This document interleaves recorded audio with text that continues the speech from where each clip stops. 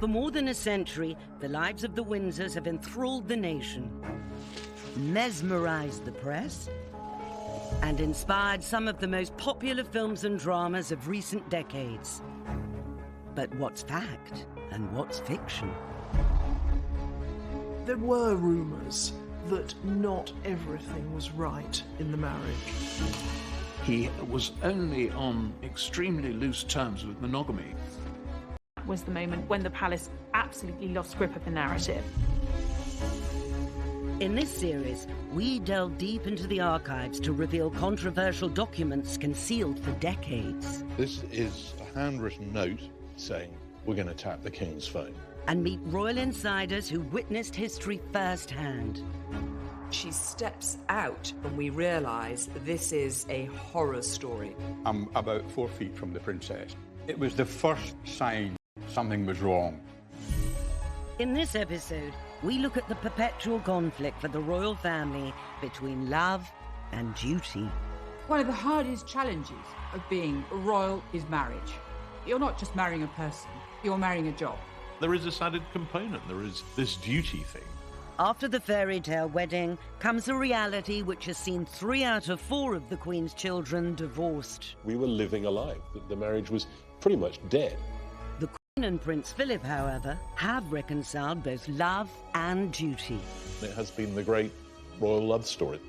He calls her cabbage, for goodness sake. 72 years is a very, very long marriage. But what Prince Philip said, I think, is the key, is tolerance. But will the next generation be able to do the same in the pressure cooker of the modern monarchy?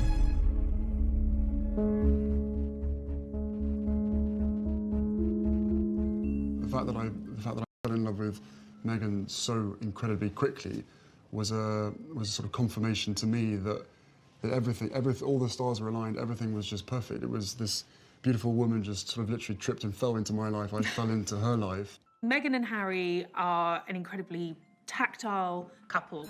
There's a lovely chemistry between them, and without a doubt it has increased Harry and Meghan's popularity. You know, they suddenly seem more real than royal. Love has never seemed more important to the royal family's popularity, but it's only part of the picture. I know the fact that she'll be unbelievably good at the job part of it as well is obviously a huge relief to me, because she'll be able to deal with everything else that comes with it. I really believe that William and Harry have learnt a lot of lessons from watching their parents' marriage. Diana told William and Harry to marry. William is completely devoted to Kate. They're clearly very much in love. They make a great team. I mean, the big difference was that William knew Kate before they married one another.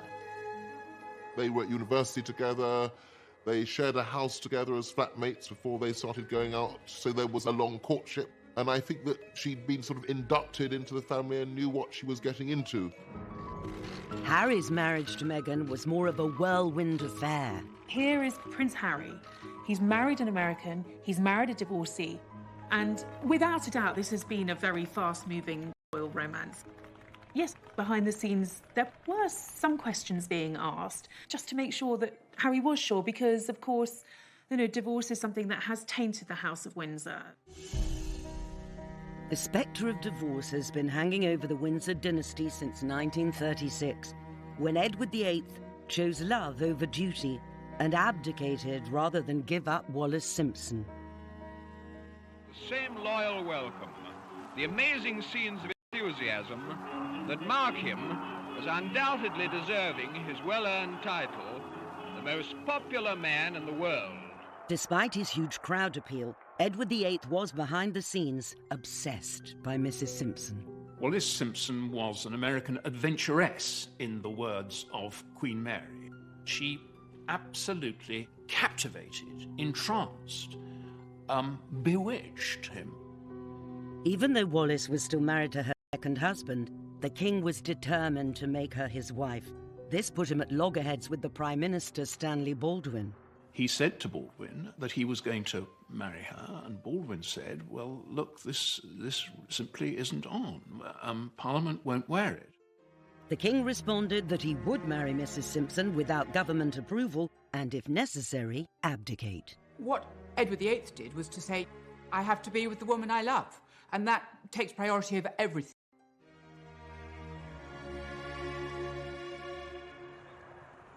Royal biographer Robert Hardman has spent his career examining the decisions the royal family make.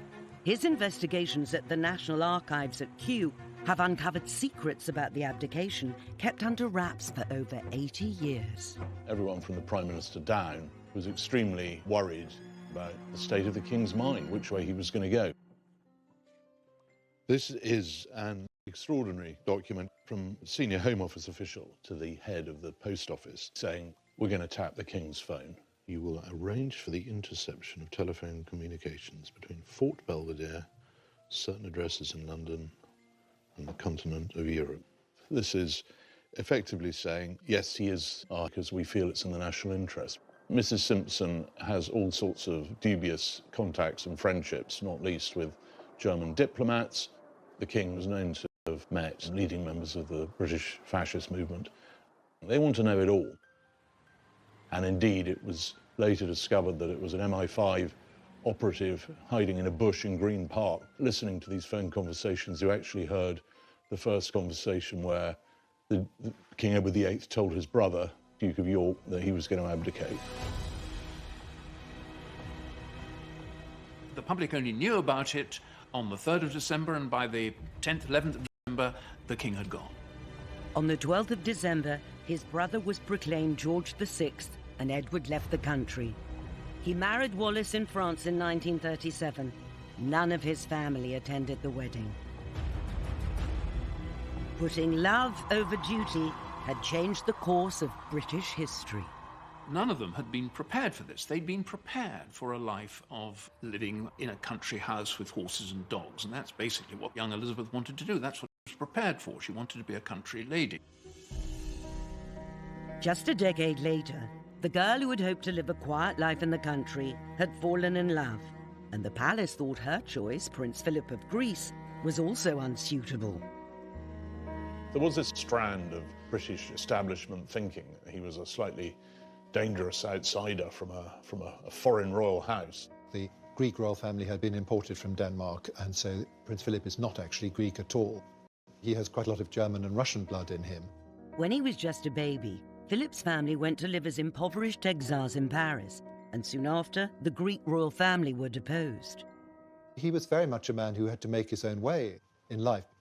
He said to me once that his mother was ill and his father was away, so he said, I had to get on with it. And get on with it he did. Luckily for Philip, he was rescued by his extended family. His mother's brother, Louis Mountbatten, helped transform Philip's fortunes by encouraging him to join the Royal Navy. He'd come up through this school of hard knocks, and he'd been very successful. He was good-looking, he was extremely attractive to women, and he caught the eye of Princess Elizabeth at Dartmouth. And Philip was a naval cadet, and he impressed the girls. He jumped over a tennis net, and then as the royal yacht was leaving, he went behind it in a rowing boat. 13-year-old Elizabeth fell in love with Philip at Dartmouth Naval College. But her mother was less enamored. Queen Mother would have much preferred her to marry a Grenadier Guard, and indeed spent quite a lot of time putting Grenadier Guards in her path. After the Queen Mother saw him as a Hunnish Junker with all sorts of very embarrassing Nazi relations. But the determined princess saw something in the dashing young naval officer and remained resolute. She was still very young, and so the king took them all off to South Africa on the African tour. George VI had agreed they could marry as long as his daughter waited until they came back to announce her engagement. One of the most welcome features of the royal train which transported the family across South Africa was the post office carriage with its telephone exchange.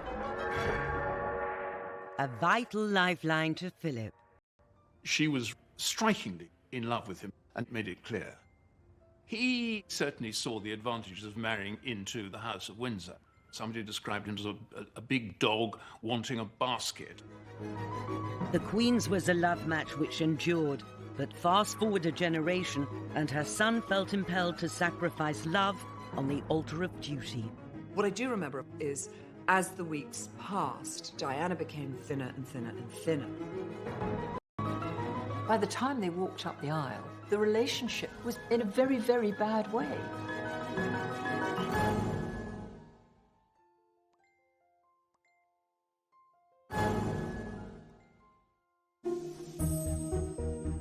In 1980, Prince Charles was 32, and the pressure was on for him to marry and produce an heir. In a way, it was the last marriage played out by old royal rules, that the Prince of Wales had to find a suitable bride, a young, aristocratic, virgin bride. And of course, Diana Spencer ticked all these boxes. Everybody loved her. She was funny, she was uncomplicated, but the reality was actually rather different. It was the most curious engagement, really. They didn't know one another. Diana was taken out of her lovely flat which she shared with bubbly girls, and she was given a suite of rooms at Buckingham Palace. And the perfect girl Charles thought he was falling in love with was much darker and was much more moody. And by the time they walked up the aisle, the relationship was in a very, very bad way. An interview filmed on the eve of the wedding exposes the state of their relationship. What sort of reactions have you encountered to your marriage? Oh, the most overwhelming and touching reactions as far as we've been concerned. There's your vows. That's the most personal moment. And hardly any sort of eye contact. Is it going to be that for you, even though you know the eyes of the world are watching you at that very important moment? Well, I hope so, yes. I don't know about... People often say, why did Charles not marry Camilla when he had the opportunity? When they first met, when they were young, both were single. But Camilla was in love with Andrew Parker Bowles. Charles, I think, fell very much in love with her. But actually, he didn't ask her to marry him. But I don't know that she would have accepted if he had done. Charles always said that when he married, he would marry with his head and not his heart. And that, I think, was a hangover from the lesson learnt from Edward's abdication. It could not be a passion that swept him away. I suspect they quite quickly found that they weren't ideally suited to each other, but unfortunately the world had fallen in love with her.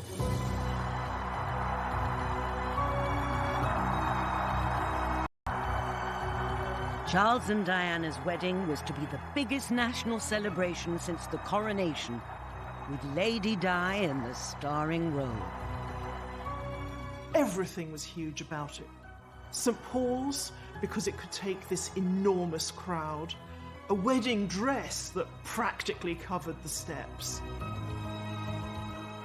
Was the sort of surrogate love affair for the nation. It seemed to be a completely romantic wedding. Of course, we didn't know what was going on behind the scenes.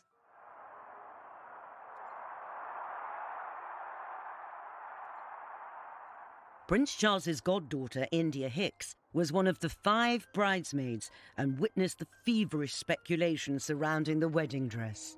They were extraordinary, an extraordinary experience for a 13-year-old child. Whenever we turned up for dress fittings, the organisation of the car coming up and the world's press descending and trying to get any snap.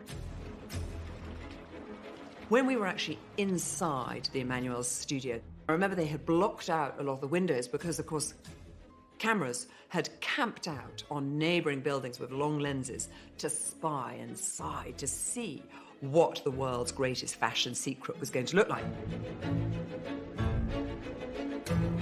There was a feeling of fun around it all. We would be on the floor above, she would be in the floor below. Past, Diana became thinner and thinner and thinner. And they had to take the dress in and in and in. And so there was a lot of scurrying around to make sure that dress was fitting her. You got pretty close to Diana during those times, and there was always this feeling of Diana being the head girl. And we were in awe of her. And looking back, you think, my God, she was 19. She was just a child herself. But as a 13-year-old, I was quite impressed by her. During the dress fittings, this beautiful silk taffeta felt very princessy and very fairy tale-ish. Of course, what no one had tested or anticipated was cramming that amount of fabric in a very small carriage. Her father, herself, her dress and the 25-foot train trot gloriously down the Mall as the world watches. The carriage draws up and the trumpeters are trumpeting the horses, and the atmosphere was sensational and the crowds are going crazy. And the carriage door is opened by the footman and she steps out, and of course the train then begins to unfold itself and we realise this is a horror story. It is just 25 feet of crumpled mess.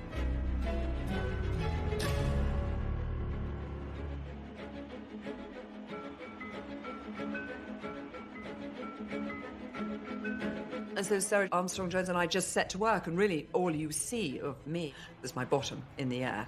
I'm bending down trying to undo this.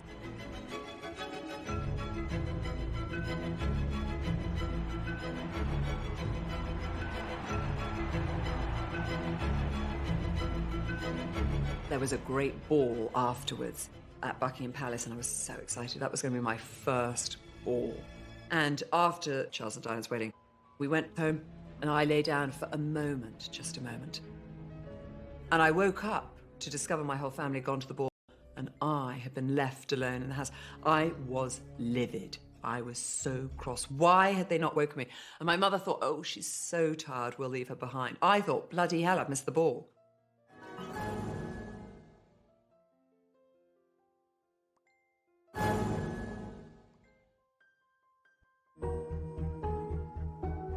In contrast to the extravagance of Charles and Diana's wedding, when Elizabeth and Philip got married in 1947, people felt that they hadn't had the rewards that they should have got as a result of victory.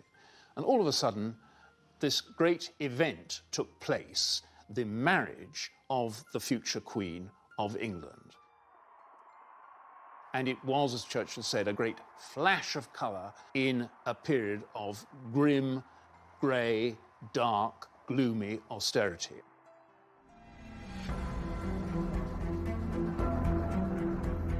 People are standing in queues, rationing. People really have not enough to eat. in keeping with the straitened times, the Prime Minister refused to make the wedding day a national holiday. The royals themselves wondered whether a private ceremony out at Windsor, maybe, would be more appropriate. Robert Hardman has sifted through dozens of documents at the National Archives that show a government determined to economise. It's 2 years after the end of the Second World War. The country's broke, and there's no money for anything. And what you see here is the extraordinary extent to which the government is going to try and scrimp and save on everything. This is October, 1 month to go, and the Palace are finally approving a press stand, £275. 6-foot red carpet from the west door to the Sacrarium steps. There's a debate going on about whether they're going to have new blue carpet in Westminster Abbey for £100. Well, there's a second-hand red carpet that might be used, which would be £83, although someone else has found another red carpet that might do for £75. While other couples couldn't afford to get married, there were inevitably concerns about wasting money. Here is a letter of complaint from a branch of the Labour Party saying there can be no undue expense on anything. This has got to be an austerity wedding. Intolerable for any substantial quantity of labour or materials to be diverted. Justified indignation. The British people will be discouraged in the immense efforts that they are making towards our economic recovery if this wedding is made the occasion for displaying a vast inequality of sacrifice. But in the end, the public didn't have the appetite for a wedding done on the cheap, and they wanted to play a part in making it a day to remember. Wedding gifts were sent from all over the world and displayed at St. James's Palace. And huge numbers of people turned up to see them. A lot of people abroad thought Britain was starving, so a lot of people sent the princess food. She received something like 500 tins of pineapple. A lady in Brooklyn sent a turkey. She also received 148 pairs of stockings. And a couple of kittens sent by a pair of district nurses. Clydebank Council decided it'd be a good idea to send her a sewing machine. Oh, and Gandhi sent a tree famously, mistook it for a loincloth and complained about the indelicacy. Hundreds of sympathetic women across the country sent in clothing coupons for the wedding dress. Designed by Norman Hartnell, it was an exquisite austerity miracle, complete with 15-foot train. Oh, look at all that. I love the dress. It was beautiful sort of satin, and I think there was a huge lily somewhere, and it was embroidered with sequins. I just remember it being lovely for her. Lady Mary Coleman is the Queen Mother's niece and the Queen's cousin. She's never spoken about the Queen in public before. Now, at 87, she's agreed to remember that joyous day back in 1947. We were 14, my twin and I, and we were at boarding school. And the thought of coming up to London was dread instead of excitement, because it was sort of unknown. I remember the whole thing, the crowds, they were just so enthusiastic. You just gasped when you saw them all waving their flags. And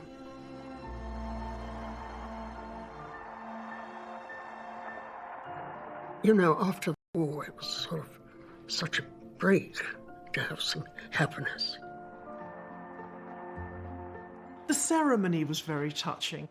The Archbishop said that in many ways this was just like the wedding of an ordinary couple in all the Yorkshire Dales. She looked as if she could almost see heaven. She was really happy. It was wonderful. And he looked happy too. So that's good. I remember being glad that we were there. Following the King and Queen in the procession, Princess Andrew of Greece, the Queen of the Hellenes, and the Boy King of Iraq. The people who couldn't come to the wedding, rather tellingly, were Prince Philip's sisters, because all of his surviving sisters had been married to German nobility who played an active part in the Nazi cause, so they couldn't possibly make an appearance. It was that close to the war.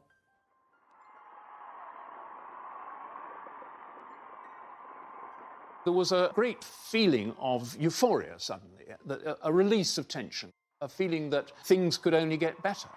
Seldom has a bride and groom as a nation instead of looking back. And it was a turning point for the monarchy, no question. But in just a few years, Princess Margaret's love for a married man would threaten to undermine the bright new era for the royal family.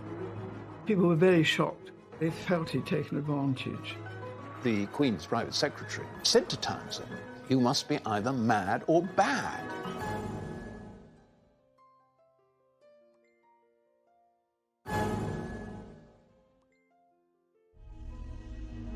Ken Lennox photographed the royal family for over half a century and took the first grainy photograph of Diana with Charles on the banks of the River Dee in 1980.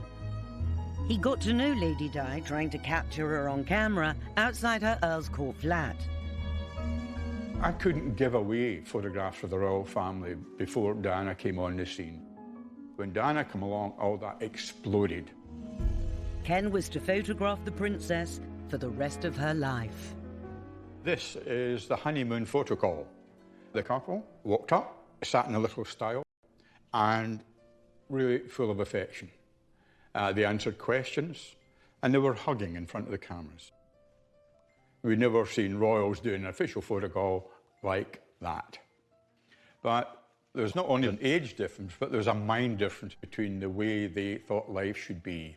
Prince Charles worried about so many things, and Diana was young and wanted to have a young woman's life, and I think Charles found that quite difficult. I think that Diana was genuinely genuinely in love with Prince Charles at the beginning, but Prince Charles didn't respond. I think they were incompatible characters, was the basic problem.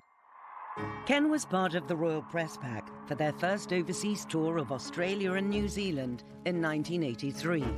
Before Diana got on the scene, it was Prince Charles was the most photographable royal. He was action man, and there was choruses of girls crying out for him. I felt sorry for Charles now, because no one wanted to see him. This time, Charles would work one side of the street and Diana the other, and Charles, they would just say to him, "Sir, can you get your wife to come over here?" And from being Mr. Popular to Mr. "Please, can you bring your wife over here?" It was not a happy situation for him.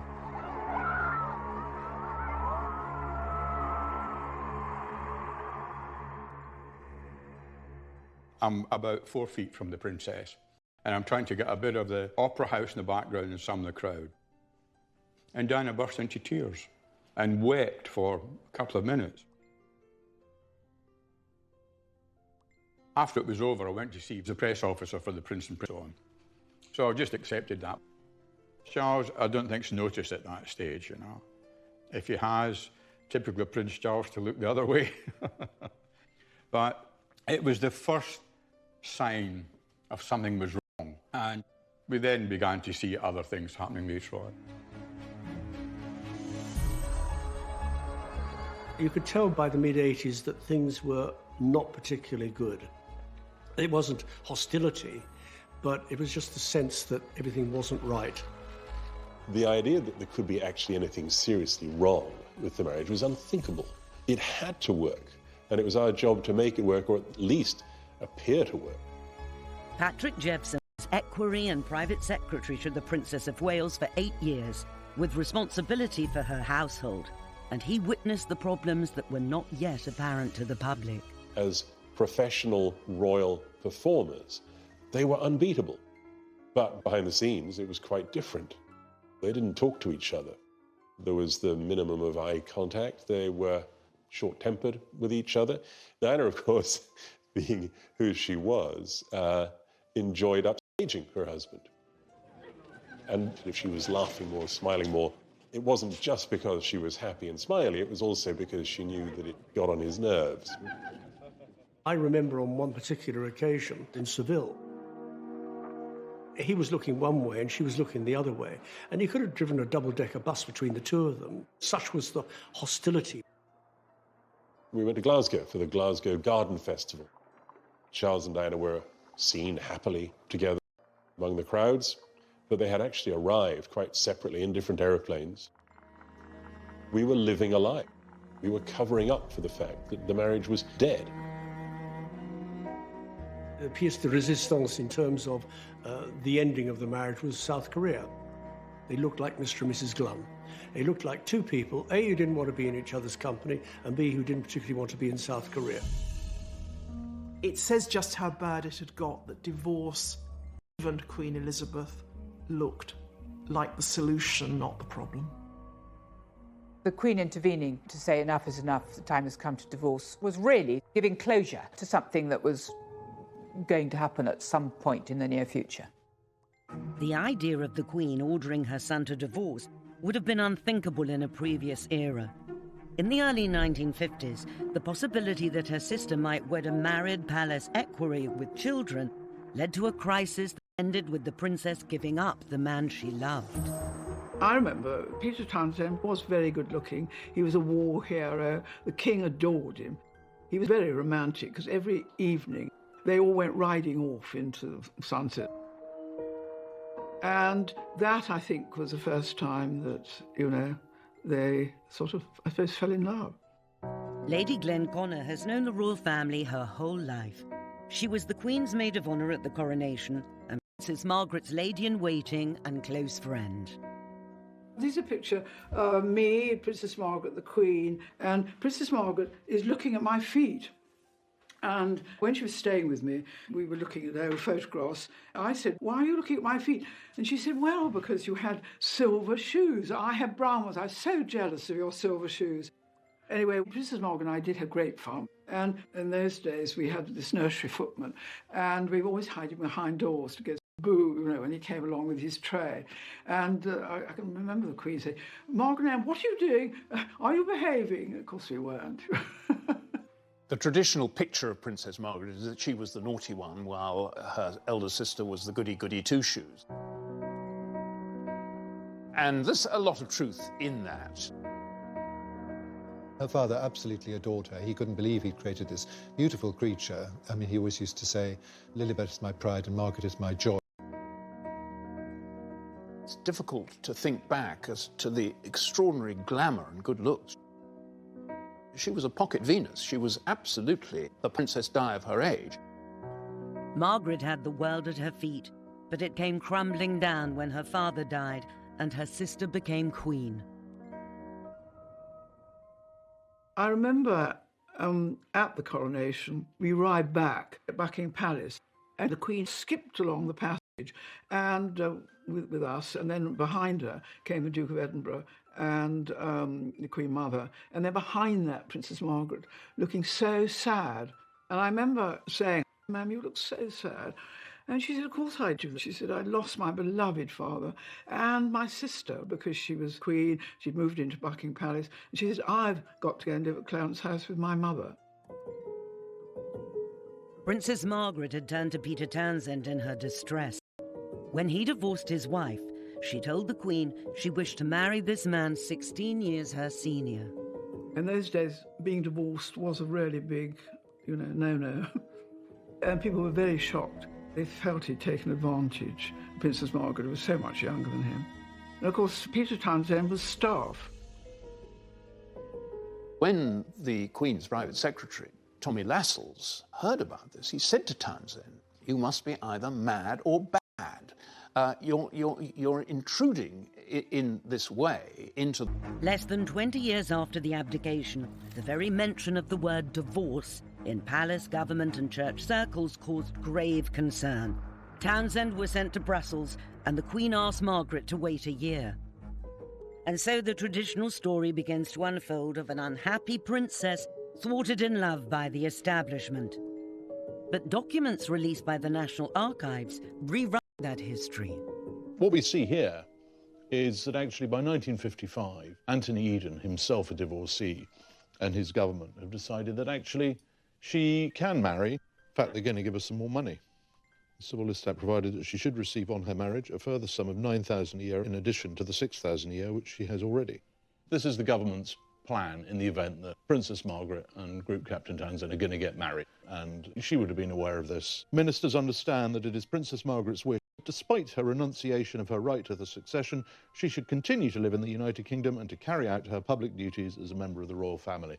So what they're saying is, we're happy with her carrying on being royal, we're happy with her staying in the country, we're happy with this marriage. The one thing that will have to change is that she herself cannot be queen, and nor can her children. Life would really not have changed very dramatically at all for Princess Margaret. But what we do know from other correspondence in this file, including a remarkable letter from the princess herself, is that it wasn't a sort of crazy love affair by this stage. This is the princess writing to the Prime Minister. It's a very honest letter. It's really rather touching. She's saying, "I'm not going to see him during this time, but in October I shall be returning to London, and he will then be taking his annual leave. And only really then can I make up my mind." She says here, "It's only by seeing him in this way that I feel I can properly decide whether I can marry him or not." I think inevitably here's a young woman who was initially head over heels in love with this man, but possibly after all this time now, having had all these people poring over her relationship, maybe it's started to rub off. Maybe she's started to think, you know what, I'll think again. Within a couple of months, the couple would have made up their mind, and the princess issued her famous statement, say, mindful of the teachings of the church. She's not going to go ahead with it. It doesn't happen. Some people's absence makes the heart grow fonder, but I think it does make you think exactly what you're going to give up. I think enjoying the wait, she started to enjoy herself again, her friends rallied round. I think, personally, if the king had lived, she would have married somebody more suitable. And I did once ask Princess Margaret about her set. Among all of them, who would you might have married? And she said, Sonny Bamford. more suitable. She would have had a palace, of course. The demands of the crown would not only pit sister against sister, but husband against wife. He wasn't even allowed to call his children by his own name. He became emasculated.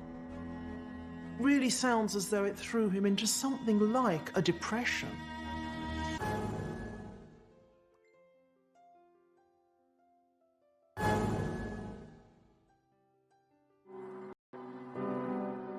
When George VI died, aged just 56, in 1952, it sent shockwaves through the entire family. Not only did Princess Elizabeth take on the heavy responsibility of the crown, but her husband had to give up the career he loved. This posed a massive strain on the Queen's marriage to Prince Philip, because Prince Philip imagined, with good reason, that he was going to have a good career in the Navy. Suddenly, she went from being a naval wife to queen, and he went from being a naval officer in command of his own ship to being a consort, to walking 3 steps behind his wife, which totally went against the grain for this man, who is the ultimate alpha male. He wanted to modernise and streamline the monarchy. And of course, the courtiers weren't having any of this. Prince Philip came up against plenty of opposition. The Palace Old Guard. They used to refer to these establishment figures as the men with moustaches. And he's not allowed anywhere near red boxes, he's not allowed anywhere near prime ministerial audiences, he's very much kept at arm's length. He wasn't even allowed to call his children by his own name. He became emasculated. I mean, he said at one point, "What am I? Am I nothing more than a bloody amoeba?" It really sounds as though it threw him into something like a depression. He began living this slightly raffish life. His membership of the famous Thursday Club, a lunch club, with other young men about town, but also with a certain number of party girls. It must have been a very difficult period for her. She knew that her husband was hurting and that it was difficult for him and that some people were not treating him very well. A solution seemed to lie in the newly completed Britannia. Philip would open the Olympic Games in Australia and then tour the far-flung islands of the Commonwealth aboard the royal yacht. It was to fly the flag, of course, but perhaps it was also to give Prince Philip a little time back at sea and a little time away from the constraints of his role. But that all went wrong when one of the close associates of the prince, Mike Parker, was summoned back to England to appear in the divorce courts, and that tar spread. The divorce of his close friend, coupled with Philip's 4-month absence, was enough to open the floodgates of speculation about the state of the royal couple's marriage. There were rumours that not everything was right in the marriage. For the first time ever, the Queen issued an official denial saying it was quite untrue that there was a rift. For added emphasis, she made the Duke a prince on his return home. It must have been a crisis in the early marriage, and it's the sort of crisis that's only possible to negotiate if you actually love the person you're married to. It has been the great royal love story. It's the longest royal marriage in history. It's one of the many records that the Queen can lay claim to. I suspect it's probably the one she holds most dear. I remember the Queen, if the Duke was arriving back from an engagement, she would sort of perk up a bit and become a sort of smiley and relaxed. The Duke of Edinburgh would start fiddling with his hair or adjusting his buttons when he was going in to see the Queen. Unlike some of the other royal marriages, she took on somebody her own size. And I think she's appreciated over the years the fact that he is the one person who can actually say exactly what he thinks to her. There's a lot of intimacy, almost in crowds, is that you're these two people on this very, very strange journey and with this unique life. And I think that there's a very, very powerful bond. As Harry famously said, I don't think she could have done it without him. Today, the young royals have more freedom than ever before to marry who they want. William, without a doubt, tore up royal history because Kate was a commoner. She was regular girl from the home counties. But putting duty first is still the #1 quality in any royal marriage. There is a sort of tick list that has to be met. Discretion, duty, and putting duty before self, most importantly. And the Queen has very much been the personification of that. Prince William must look at his grandparents' relationship, which has endured 70 years, a great example of a successful matrimony, and I'm sure he hopes that for himself too. William certainly seems to have had this in mind when he proposed to Kate.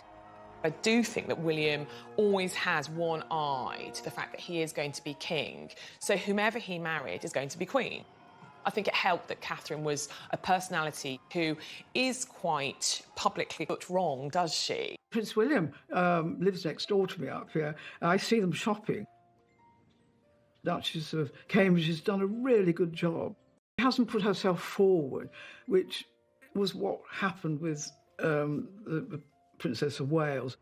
And she's a glorious looking and sweet and perfect, but she lets Prince William take the lead, and I think that is what the Duchess of Sussex may have to learn, that, that's what we want in the royal family. Kate had the benefit of 10 years knowing William to size up the demands of royal life before they married. For Meghan, it was different. Meghan has had a normal life, if an acting Hollywood career can be called a normal life. I think they're massively in love, and I think together they are a very powerful couple. I think they both realise that they have this public position. It's global. And I've been told by aides that they want to change the world.